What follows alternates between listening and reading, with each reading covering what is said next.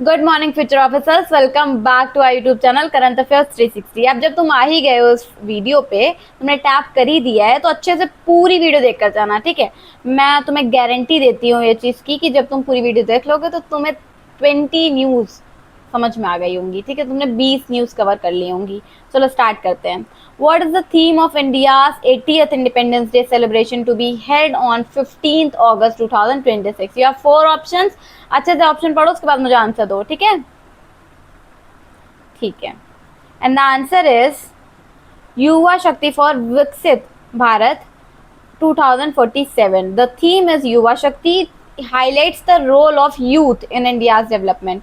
The role is to make India a developed nation by 2047. देखो इसमें youth को ज्यादा इंपॉर्टेंस दी जा रही है विकसित भारत के लिए, ठीक है। इसका अगर हम सिंपल में मतलब समझे तो इंडिया को 2047 तक डेवलप्ड कंट्री बनने में जो सबसे बड़ा रोल होगा वो किसका होगा? यूथ का होगा, ठीक है। तो 2026 में इंडिया अपना 80th इंडिपेंडेंस डे है जो वो सेलिब्रेट करेगा, इसलिए थीम को यूथ के सेंटर में ज़्यादा रखा गया है, ठीक है। साथ ही 2026 में वंदे मातरम के 150 ईयर्स भी कमेमोरेट किए जा रहे हैं, ठीक है। इसलिए इंडिपेंडेंस डे सेलिब्रेशन में यूथ प्लस वंदे मातरम दोनों ही ज़्यादा इम्पोर्टेंट रोल रखते हैं, ठीक है। Vande Mataram will be sung during the year's celebration, ठीक। Which section of the Prevention of Insult to National Honor Act 1971 was recently amended by the Prevention of Insult to National Honor Amendment Bill 2026? And you have 4 options. Comment on your answer. Question क्या कह रहा है बताओ। Section 3, okay, it amendment Section 3 of the original 1971 Act. The amendment gives Vande Mataram legal protection similar to the national anthem. India's national anthem is Jan Gan Man. देखो मैं तुम्हें एकदम अच्छे से समझा देती हूँ क्या है। देखो यहाँ बेसिक पॉइंट ये है कि प्रिवेंशन ऑफ इंसल्ट जो है to national honour act 1971 national symbol को इंसल्ट होने से प्रोटेक्ट करता है, ठीक है। जो भी नेशनल हमारे सिंबल्स है उनको 2026 के अमेंडमेंट में सेक्शन 3 को अमेंड किया गया है, ठीक है। इस अमेंडमेंट के अकॉर्डिंग क्या होगा, जो वंदे मातरम है, ठीक है, नेशनल एंथम के सिमिलर लीगल प्रोटेक्शन उसको दिया जाएगा। किसको? वंदे मातरम को, ठीक है। अभी तक हम नेशनल एंथम को दे रहे थे, अब वंदे मातरम को भी देंगे, ये चीज़ बोली जा रही है। मतलब अगर नेशनल सिंबल्स की डिग्निटी को प्रोटेक्ट करने की बात है तो ये अमेंडमेंट बिल बहुत ज़्यादा इंपॉर्टेंट रोल प्ले करता है, ठीक है। यस मैम, हम समझ गए हैं इसके बारे में।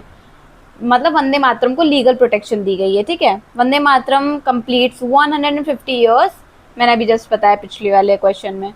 Madhya Pradesh recently became the 4th state in India to ban the production and sale of which product over food safety concerns. You have 4 options, बताओ जल्दी से इसका आंसर क्या होगा। मैंने हिंदी में भी क्वेश्चन लिख रखा है तो प्लीज घबराना मत, ठीक है। And the answer is analog paneer. Okay. Madhya Pradesh banned the production and sale of analog paneer. It became the 4th state in India to impose its ban. Chhattisgarh, Maharashtra, Gujarat has already taken similar action. ठीक है ma'am, इसके बारे में मुझे बता दीजिए। तो ठीक है बच्चों, समझो एकदम। एनालॉग पनीर को सिंपल लैंग्वेज में अगर हम देखें तो ये रियल डेयरी जो डेयरी पनीर होता है वो नहीं होता है, ठीक है। इसमें मिल्क फैट, मिल्क प्रोटीन की जगह वेजिटेबल फैट और स्टार्च जो होता है स्टार्च वो यूज़ किया जाता है, ठीक है। स्टार्च बता रही थी मैं, स्टार्च, ठीक है। तो फूड सेफ्टी कंसर्न की वजह से मध्य प्रदेश ने इसके प्रोडक्शन, सेल्स, इन सारी चीज़ों पर बैन लगा दिया है, ठीक है। इससे पहले जो छत्तीसगढ़ है, महाराष्ट्र है, गुजरात है, ये सारे जो स्टेट्स हैं ये भी एक्शन ले चुके थे। इसलिए एमपी जो है वो 4th स्टेट बना है ये एक्शन लेने वाला, ठीक है। इसका मेन कंसर्न क्या है? फूड सेफ्टी के ऊपर है, ठीक। Question number 4, which international organization has selected 3 Indian Sanchar Mitra as its Generation Connect Youth Envoys for the period 2026 to 2030? ठीक है मैम, क्वेश्चन मैंने पढ़ लिया है, अब मैं आंसर दूंगा तो जल्दी से आंसर दो। And the answer is ITU. ITU stands for International Telecommunication Union. ITU selected 3 Indian students as Generation Connect Youth Envoys. ठीक है, the selected students are Sushmita Sen, Kumar Pal and Manish Kumar Mandal. ठीक है, देखो मैं तुम्हें समझा देती हूँ ये क्या है। ITU मैंने तुमको सामने लिखा है, इंटरनेशनल टेलीकम्युनिकेशन यूनियन। ठीक है, इंडिया के जो संचार मित्र स्कीम है, ठीक है, उससे कनेक्टेड 3 स्टूडेंट्स को ITU से generation connect youth invoice select किया है। ठीक है, इनका पीरियड कितना है, 2026 से 30 है। अगर हम सिंपल में देखें तो ये चीज़ क्या है, इंडिया के यंग स्टूडेंट्स को ग्लोबल, मतलब पूरी दुनिया के लेवल पर ग्लोबली डिजिटल टेक्नोलॉजी और डिजिटल ट्रांसफॉर्मेशन के इनिशिएटिव्स में पार्टिसिपेट करने की अपॉर्चुनिटी देता है। ठीक है, याद रखो, डिजिटल टेक्नोलॉजी और डिजिटल ट्रांसफॉर्मेशन। ठीक है, 3 नेम्स भी याद कर सकते हो तुम, जो सामने लिखे हैं आपके, सुष्मिता सेन, अंकित कुमार पाल एंड मनीष कुमार मंडल। ठीक है, याद रखना, they will contribute to global digital transformation initiatives. India first of its kind eco educational hub Prakriti Gyan Dham was recently dedicated to the nation in which city? या 4 options, comment on answer. Question क्या पूछ रहा है बताओ बेटा। The answer is Lucknow. It was dedicated to the nation in Lucknow, Uttar Pradesh. It was developed by CSIR NBRI. The facility is an interactive open air facility. It is living repository of, देखो मैं तुम्हें समझा देती हूँ। ठीक है, ये तुम्हारे लिए पर्टिकुलरली मतलब इजी क्वेश्चन है, क्योंकि प्रकृति ज्ञान धाम लखनऊ उत्तर प्रदेश में है। ठीक है, ये एक इकोलॉजिकल हब है। ठीक है, अच्छी तरीके से याद रखो, जहाँ इंडियाज बोटानिकल वेल्थ यानी प्लांट्स जो हैं और जितनी भी बायोडाइवर्सिटी हैं उनके बारे में इंटरैक्टिव वे में नॉलेज दिया जाता है। ठीक है, इसको CSIR NBRI ने डेवलप किया है। ठीक है, ये चीज़ याद रखो, ये उत्तर प्रदेश लखनऊ में है। इसको किसने डेवलप किया है, CSIR NBRI ने। नेचर से रिलेटेड इको एजुकेशनल हब इसे बोला जाता है, मतलब नेचर से रिलेटेड जो भी चीज़ें होती हैं उनके बारे में रिसर्च, पढ़ाई, ये सारी चीज़ों का बात होती है वहाँ पे। ठीक है, question number 6, India recently signed the term of reference for negotiations on a professional trade agreement with which customs union? And the answer is SACU, stands for South African Custom Union, signed the terms of reference 12 August 2026. The agreement was signed in New Delhi. Okay, comprises क्या है, south Africa, Namibia, Botswana, लिसोथो and Eswatini. ठीक है, the PTA will focus on a positive list of products. ठीक है ma'am, मुझे इसके पीछे की न्यूज़ बता दीजिए क्या है। देखो, ये मैं तुम्हें की पॉइंट समझा देती हूँ क्या है। इंडिया ने SACU के साथ प्रेफरेंशियल ट्रेड एग्रीमेंट मतलब PDA के जो नेगोशिएशंस हैं उसके लिए टर्म्स ऑफ रेफरेंस जो है वो साइन किया है, मतलब उनकी कुछ शर्तें हैं ऐसा। देखो, PTA का जो सिंपल मीनिंग है वो क्या है, दोनों साइड्स के कुछ सेलेक्टेड, जो दोनों साइड्स हैं उनके कुछ सेलेक्टेड प्रोडक्ट्स जो हैं उनके ऊपर टैरिफ या फिर हम बोल दें टैक्स कंसेशंस जो हैं वो देने की पॉसिबिलिटी पर नेगोशिएट करेंगे, उसके बारे में बात हो रही है। SACU में 5 कंट्रीज आती हैं। कौन कौन सी सामने आपके लिखी हैं, south Africa, Namibia, Botswana, लिसोथो and Eswatini. ठीक है, ये सारी चीज़ें याद रखो। ये कब साइन हुआ था, 12 अगस्त 2026 को। कहाँ साइन हुआ था, न्यू दिल्ली में साइन हुआ था। ये देखो, tariff concessions on selected products, concession मांग रहे हैं। Who was recently elected as a new president of Hungary by its parliament in August 2026? And the answer is Andras Baka. He was elected by the Hungarian parliament. He is the former head of the Supreme Court of Hungary. He was elected with 140 votes in favor. He succeeded former President Tamas Sulyok. His election took place in August 2026. ठीक है, Hungary की जो parliament है उन्होंने अंद्रास बाका को new president elect किया है, उसका एक न्यू प्रेसिडेंट है, उनको बनाया गया है। ठीक है, बाका हंगरी के सुप्रीम कोर्ट के फॉर्मर हेड रहे हैं। ठीक, उन्हें पार्लियामेंट में 140 वोट्स मिले हैं। क्वेश्चन में अगर ऑप्शंस में अंद्रास बाका, तमस सुल्योक और विक्टोर ओरबन आए तो न्यू प्रेसिडेंट में अंद्रास बाका याद रखना। ठीक है, नाम से ही तुम लोग याद रखो इस चीज़ को। The Shravani model recently released by the Indian Institute of Science. Bangalore is designed for which of the following technological applications? And the answer is yes.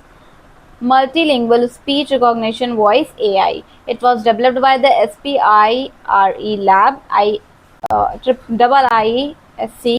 The model supports multiple regional Indian language. It focuses on speech recognition technology. देखो, श्रावणी को अगर हम simple language से समझते हैं तो तुम हिंदी या फिर किसी भी रीजनल लैंग्वेज में अगर बोलते हो तो एआई तुम्हारी स्पीच को रिकॉग्नाइज करता है, अंडरस्टैंड करता है, और फिर उसके बाद जो डबल आई एस सी हैं बेंगलुरु, उसने SPIRE लैब ने डेवलप किया है। क्या चीज़ डेवलप करी है? Multilingual speech recognition voice AI। ठीक है, इसका मेन फोकस क्या है? मल्टीपल इंडियन लैंग्वेजेस को सपोर्ट करना। ठीक है, इसलिए नॉर्मल साइबर सिक्योरिटी या जो कार्बन कैप्चर है टेक्नोलॉजी है वो नहीं है, ये voice AI plus speech recognition से रिलेटेड है। ठीक है, मतलब बहुत सारी मल्टी लैंग्वेज जो मल्टी लैंग्वेज मतलब बहुत सारी डिफरेंट लैंग्वेजेस को वो समझता है, अंडरस्टैंड करता है, वो चीज़ बनाई गई है AI के हेल्प से।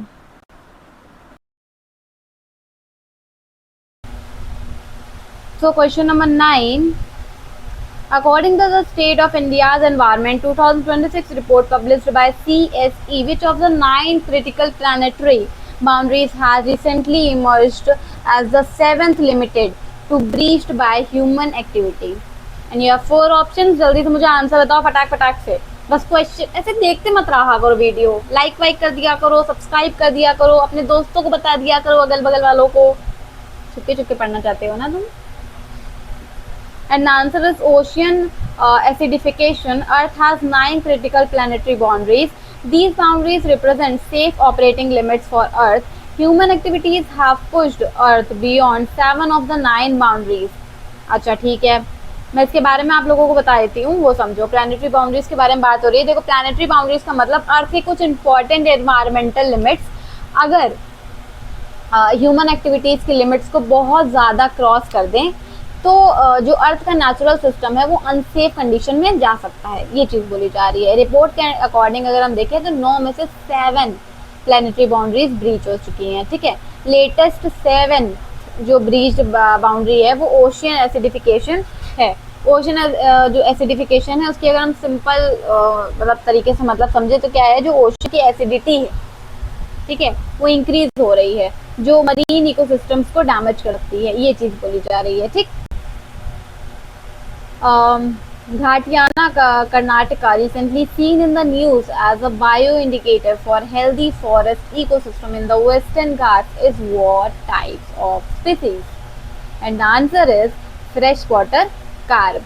It was discovered in Mukambika Wildlife Sanctuary, Karnataka. It has a dark purple body. It has light pink claws. Its presence near perennial streams indicates unpopular forest ecosystem. देखो, नाम देकर कंफ्यूज मत होना। ठीक है, घाटीना कर्नाटका एक फ्रेश वाटर क्रैब स्पीसीज है। ठीक है, ये मूकंबिका वाइल्ड लाइफ सेंचुरी कर्नाटका में डिस्कवर हुई। ठीक है, इसकी जो बॉडी है वो डार्क पर्पल और जो क्लॉज हैं वो लाइट पिंक बताए जा रहे हैं। ठीक है, सबसे इम्पोर्टेंट बात क्या है मैम? ये सबसे इम्पोर्टेंट बात ये है कि वेस्टर्न घाट्स के हेल्दी फॉरेस्ट इकोसिस्टम का बायो इंडिकेटर है, मतलब एक अच्छा एनवायरनमेंट डिस्क्राइब करते हैं। बायो इंडिकेटर का अगर हम सिंपल मतलब समझे तो किसी भी स्पीसीज की प्रेजेंस से हमें एनवायरनमेंट की हेल्थ कैसी है इस चीज़ का आइडिया मिल सकता है, ये चीज़ बोली जा रही है। ठीक, What major semiconductor initiative was approved by the Indian Cabinet in July 2026 to strengthen India's chip manufacturing ecosystem? And the answer is Semicon 2.0. The Indian Cabinet approved Semicon 2.0. It aims to provide long-term policy. It follows the India Semiconductor Mission. Okay, ठीक है ma'am. जो India का semiconductor है मतलब chip है, manufacturing को बहुत ज़्यादा स्ट्रॉन्ग बनाना चाहता है। ठीक है, इसी डायरेक्शन में कैबिनेट ने सेमीकॉन 2.2 अप्रूव किया है। ठीक है मैम, ये इंडिया के सेमीकंडक्टर इकोसिस्टम को लॉन्ग टर्म पॉलिसी सपोर्ट देने के लिए बोला जा रहा है। ठीक है, बैकग्राउंड में अगर हम देखें तो इंडिया सेमीकंडक्टर मिशन भी इम्पोर्टेंट है। क्यों है मैम? ठीक है। जिसका आउटले हमने कितना रखा है, हमने रखा है जिसका आउटले कितना रखा गया, 76,000 करोड़। ठीक है। 2026 में मिक्रॉन टेक्नोलॉजी, ATMP और CG सेमी ओसैट जो है फैसिलिटीज भी सानंद गुजरात में इंपॉर्टेंट डेवलपमेंट रहे हैं। ये चीज याद रखना। सेमीकॉन का इनिशिएटिव किया गया, कब किया गया, 15 जुलाई 2026 को। इसका आउटले कितना रखा गया है, 76,000 करोड़। ठीक है, याद रखना। How many DDU GKY trained youth were invited as special guests for India's 80th Independence Day celebration in August 2026? And the answer is join Telegram and WhatsApp channel. या इसका आंसर ये नहीं है।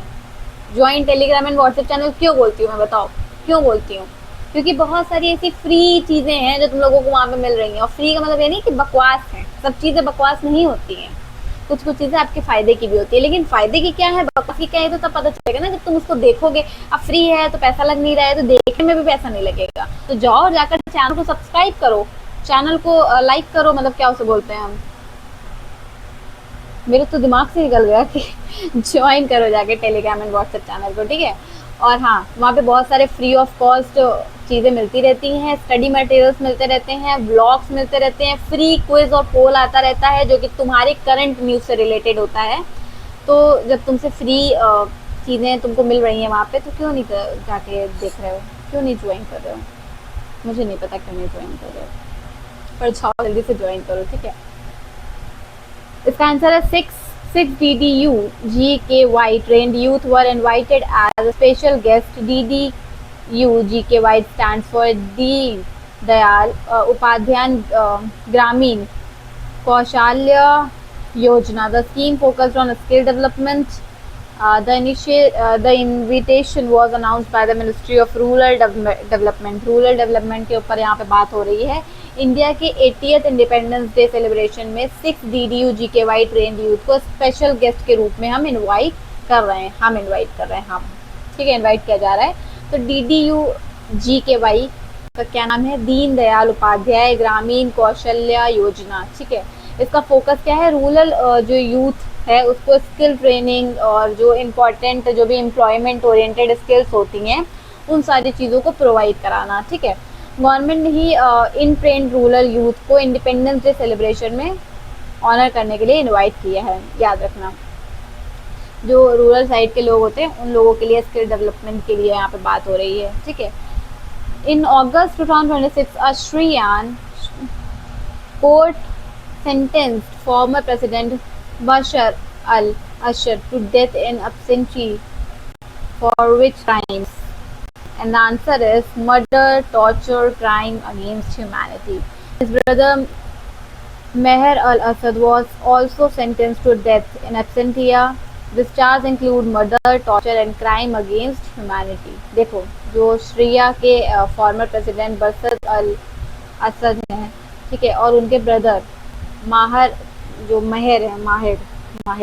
तो सीरिया कोर्ट ने ही एब्सेंटिया death का sentence दे दिया है। ठीक है, मतलब मौत की सज़ा सुना दी है।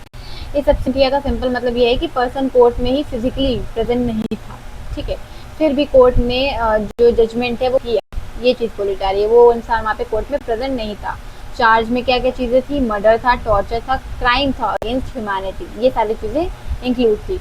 ये केस सीरिया के लॉन्ग 14 years सिविल वॉर से कनेक्टेड है, याद रखना। The 17th Conference of Parties to the UN Convention to Combat Desertification is being held in August 2026 in which city? And the answer is Ulaanbaatar, Mongolia. It is scheduled from 17 to 28 August. The theme is Restoring Land, Restoring Hope. It is the first to 3 Rio Conventions meeting. The year 2026 is being referred to as the Triple COP year. Okay, ma'am. देखो, जो UNCCD है उसका क्या नाम मतलब है, United Nation Convention to combat desertification लिखा है। ठीक है, इसकी 17th कॉन्फ्रेंस ऑफ पार्टीज अगस्त 2026 में उल्बांतार मंगोलिया में हो रही है। ठीक है, कॉन्फ्रेंस का क्या थीम है मैम? कॉन्फ्रेंस का थीम है restoring land and restoring hope. ठीक है, मेन फोकस है लैंड रिस्टोरेशन पे। ठीक है, ड्रॉट रेजोल्यूशन रेजिलियंस एंड जो सुटेबल लैंड मैनेजमेंट है, उन सारी चीज़ों पे फोकस किया जा रहा है। ठीक, 2026 जो है उसके सोर्स में अगर हम देखें तो ट्रिपल COP मतलब ट्रिपल कॉप ईयर भी कहा जा रहा है इसको। ठीक है, क्योंकि 2026 में रियो कन्वेंशन की मेजर कॉप मीटिंग हो रही है। ठीक, the conference focused on land restoration, drought resilience and sustainable land management. According to the Landmark University of Birmingham study published in 2026, engineered riverbeds can store how many times more inorganic carbon than surrounding forest soil? And the answer is 14 times. The study was conducted by the University of Birmingham. It examined carbon storage in river engineered wetlands. Riverbeds can store up to 14 times more inorganic carbon than surrounding forest soil. ठीक है, देखो ये question जो है थोड़ा बहुत interesting है। Researchers ने देखा कि जो रिवर्स हैं, रिवर्स, ठीक है, स्ट्रीम्स के अराउंड जो डैम और वेटलैंड्स हैं वो क्रिएट करते हैं। ठीक है, वहाँ जो सेंडिमेंट्स हैं उसमें कार्बन स्टोर हो सकता है, ये चीज़ बोली जा रही है। यूनिवर्सिटी ऑफ ब्रिमिंघम स्टडी के according river engineers river beds surrounding forest soil की कंपैरिजन में up to 14 times more inorganic carbon store कर सकते हैं। एक स्विस बीवर वेटलैंड ने 13 इयर्स में 1194 टन कार्बन अक्यूमुलेट किया। ठीक है, मतलब बीवर सिर्फ क्यूट एनिमल्स नहीं होते हैं, इकोसिस्टम में कार्बन स्टोरेज, वाटर क्वालिटी और जो फ्लड रिडक्शन होता है उसमें भी बहुत बड़ा रोल प्ले करते हैं। ठीक है, beaver wetlands can also improve water quality and reduce flooding. ठीक है, according to UNSC sanctions report in August 2026, which organization was the Delhi Red Fort sorry suicide car bombing official attributed to? The answer is Al Qaeda in Indian subcontinent. AQUIS is an organization operating under the AI Qaeda network. The report cited intelligence linking the attack to organization regional operations. ठीक है ma'am, इसके बारे में मुझे बता दीजिए। देखो इस क्वेश्चन का अगर हम डायरेक्ट फैक्ट याद रखें तो यही है, UNSC सेक्शंस रिपोर्ट के according Delhi red fort suicide car bombing का को AQIS मतलब AI CUDA in the Indian subsequent से ऑफिशियली एट्रीब्यूट किया गया है। ठीक है, रिपोर्ट में इंटेलिजेंस लिंक्स का रेफरेंस दिया गया था। ठीक है, एग्जाम में ऑर्गेनाइजेशन का फुल फॉर्म भी पूछा जा सकता है, तो याद रखना ऑर्गेनाइजेशन का क्या नाम है, AQIS। ठीक है, फुल फॉर्म है AI CUDA in the Indian subcontinent. ठीक है, सोर्स क्या है, UNSC सेक्शंस रिपोर्ट। इंसिडेंट क्या था, Delhi red fort suicide car bombing. ठीक है, याद रखना। ये देखो लास्ट में लिखा है, Who became the first Indian to win gold in the senior individual event Asian Aerobic Gymnastics Championships? And the answer is Ariha Pangamban. She won gold in the senior individual women's category. The achievement came out the Asian Aerobic Gymnastics Championship. Her victory is a historic milestone for Indian gymnastics. ठीक है ma'am, जो अरिहा पनगम है उन्होंने Asian aerobic gymnastics championship में senior individuals women event में gold medal जीता है। ठीक है, सबसे इम्पोर्टेंट बात क्या है, जो अचीवमेंट है ये उस इवेंट में गोल्ड जीतने वाली फर्स्ट इंडियन बनी है। ठीक है, मतलब इंडियन जिम्नास्टिक्स की एक हिस्टोरिक कॉन्टिनेंटल लेवल अचीवमेंट बोली जा रही है। ठीक है, इसको याद रखना। एथलीट क्या था, कौन है, अरिहा पनगमबन। ठीक है, स्पोर्ट क्या था, एरोबिक जिम्नास्टिक्स। इवेंट कहाँ हुआ था, इवेंट क्या था, सीनियर इंडिविजुअल वुमेन्स। अचीवमेंट अगर हम उनकी देखेंगे तो क्या है, उन्होंने क्या अचीव किया है मैम, उन्होंने अचीव किया है first Indian to win the gold medal in senior aerobic gymnastics. ठीक है, याद रखना। The Gaj Gaurav Awards were conferred 13 August during the national celebration of which year? And the answer is World Elephant Day.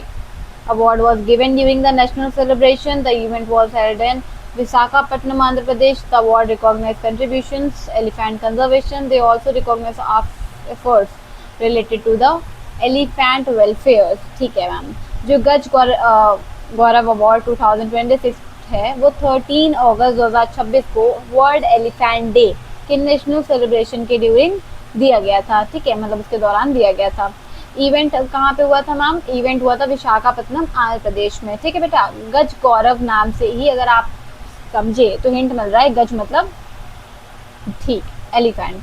Awards का purpose क्या है ma'am? Awards का purpose है elephant conservation और जो वेलफेयर है उसके फील्ड में बहुत ज़्यादा आउटस्टैंडिंग कंट्रीब्यूशन को रिकॉग्नाइज करना. ठीक है, मतलब जो भी एलिफेंट कंजर्वेशन है उन चीज़ के बारे में बात हो रही है, इसीलिए वर्ल्ड एलिफेंट डे पे ये चीज़ दी गई थी. पर्पस क्या था? Elephant conservation and welfare. देखो लास्ट में लिखा है. Which ministry issued the river Ganga authorities amendment order 2026? Reservation, protection and management. And the answer is, देखो मैं सबसे पहले तुम्हें आंसर बताऊँ उससे पहले मैं तुम्हें ये बता देती हूँ. मंथली करंट अफेयर्स की बुक्स हमारे टेलीग्राम चैनल पे आई थिंक अभी इस समय, शायद अभी का नहीं पता मुझे, लेकिन कल फ्री थी. ठीक है, तो ऐसा होता है कि आपको किसी किसी दिन जो होता है वो सरप्राइज मिलता है क्योंकि 15 अगस्त है. ठीक है, और बहुत सारे ऐसे ऐसे स्टडी मटेरियल्स जो होते हैं वो आपको फ्री भी मिलते हैं वहाँ पे हमारे करंट अफेयर्स 360 के चैनल पे भी और टेलीग्राम एंड व्हाट्सएप चैनल पे भी. ठीक है, तो जाओ और जाकर उसको देखो और ज्वाइन करो. ठीक, करंट अफेयर्स 360 वेबसाइट पे फ्री तो तुम छोड़ो यार, 9 रुपये में तुम्हें मंथली करंट अफेयर्स की बुक मिल रही है. मंथली मतलब समझते हो, पूरे पूरे जून की, पूरे जुलाई की, पूरे अगस्त की बुक मिलेगी तुम्हें.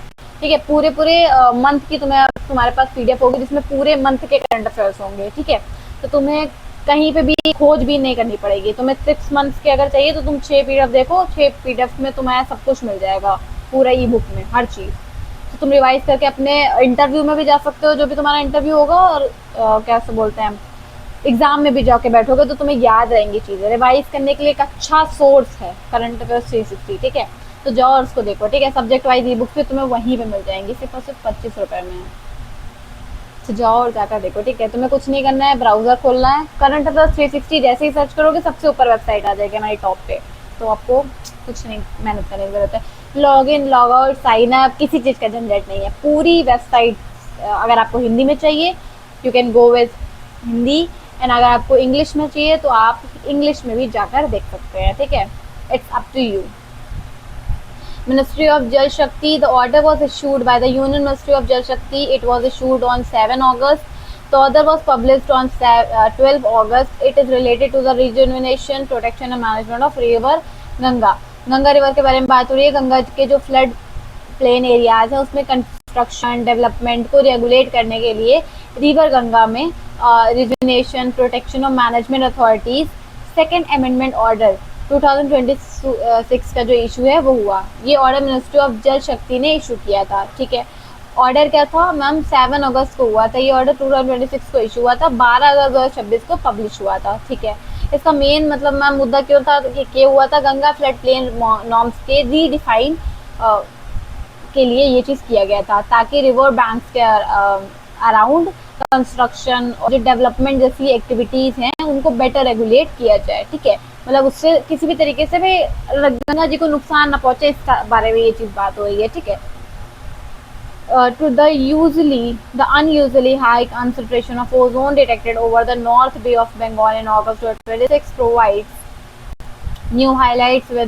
into ozone transport through which atmospheric region. क्या हो जाता है कभी कभार. And the answer is the stratosphere. Okay. The finding provides new insights into ozone transport. The atmospheric region involved in the stratosphere. Okay, the ozone transport is important for understanding atmospheric chemistry. ठीक है, अगर हम atmosphere के layers में divide किया जा रहा है देखें तो ओजोन लेयर का मेजर कंसंट्रेशन जो है वो स्ट्रेटोस्फेयर में होता है. ठीक है, नॉर्थ बे ऑफ बंगाल के ऊपर यूजुअली मतलब अनयूजुअली ओजोन कंसंट्रेशन डिटेक्ट हुआ है. इस ऑब्जर्वेशन से साइंटिस्ट को ओजोन के transport through through the stratosphere को बेटर अंडरस्टैंड करने में हेल्प मिलती है। ठीक है, इसका कनेक्शन क्या है, किससे है मैम? इसका कनेक्शन है एटमॉस्फेरिक केमिस्ट्री से, क्लाइमेट पैटर्न से, और ओजोन लेयर के जो डिप्लेशन रिकवरी है उसको अंडरस्टैंड करने से इसका कनेक्शन है। ठीक है,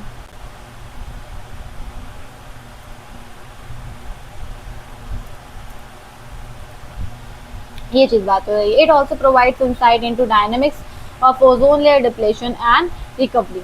देखो, ओजोन लेयर में मेनली जो स्ट्रेटोस्फेयर है वो होती है। ठीक है, ये अर्थ के अप्रोक्सीमेटली 15 to 35 किलोमीटर की हाइट पर होती है। ठीक है, इसका मेन काम क्या है? सन की जो हार्मफुल यूवी रेज होती हैं, ठीक है, जिसके लिए तुम लोग सनस्क्रीन और पता नहीं क्या क्या लगाते हो, सब लोग लगाते हैं। ठीक है, उन रेडियंस को अब्जॉर्व करना इनका काम होता है। ठीक है, स्पेशली यूवीबी और यूवीसी रेज जो होती हैं उससे हमें प्रोटेक्शन देती है। ठीक है, जो भी सन से आ रही है लाइट। ठीक है, इसी वजह से ओजोन लेयर को अर्थ का प्रोटेक्टिव शील्ड भी कहा जाता है। ठीक है, ये चीज़ है, इसीलिए स्ट्रेटोस्फेयर के बारे में उसमें बात हो रही है। हाँ, मैंने 75 बार बोला ये चीज़, बार बार बताती हूँ तुम लोगों को। जाओ जाकर करंट अफेयर्स 60 की वेबसाइट पर, 360 की वेबसाइट पर ये मॉक टेस्ट देना स्टार्ट करो, which is totally free. And आपके लिए ये चीज़ ऐसे ही फ्री फ्री में नहीं होगी। आपके लिए क्या होगा, ये चीज़ आपकी नॉलेज को और ज़्यादा बूस्ट करेगी। तुम्हारी प्रिपरेशन कैसी चल रही है, तुम कितना पानी में हो, तुमने कितना अच्छा एग्ज़ाम दिया है, तुम्हें पता चलेगा। तुम अच्छा से जाकर मॉक टेस्ट दोगे रोज, डेली एक मॉक टेस्ट देना अपना धर्म बना लो, जन सिद्ध अधिकार बना लो। जैसे क्या चीज़ करते हो तुम लोग ऐसे कोई काम जो डेली ही आदमी करता हो और भूलता ही ना हो? क्या काम ऐसा करते हो? अरे कुछ तो ऐसा करते हो गए ना। पढ़ाई तो मुझे नहीं पता कि डेली आदमी करता है कि नहीं करता है। ठीक है, मस्ती तो आदमी डेली ही करता है, सोता तो व्यक्ति डेली ही है। ठीक है, कुछ तो ऐसा एक काम पर्टिकुलर होता होगा ना जो तुम डेली करते होगे, तो इसको भी तुम अपनी डेली पर्टिकुलर लाइफ में जोड़ लो। ठीक है, जाओ और उसको देना स्टार्ट करो और अपना स्ट्रिक बनाओ। ठीक, ज़्यादा से ज़्यादा स्ट्रिक बनाओगे तुम्हारे लिए बेहतर है। तब तक के लिए थैंक्स फॉर वॉचिंग, मिलते हैं नेक्स्ट वीडियो में। तब तक के लिए टाटा बाय बाय। अच्छे से एग्ज़ाम की प्रिपरेशन करो। ठीक है, बेस्ट ऑफ लक।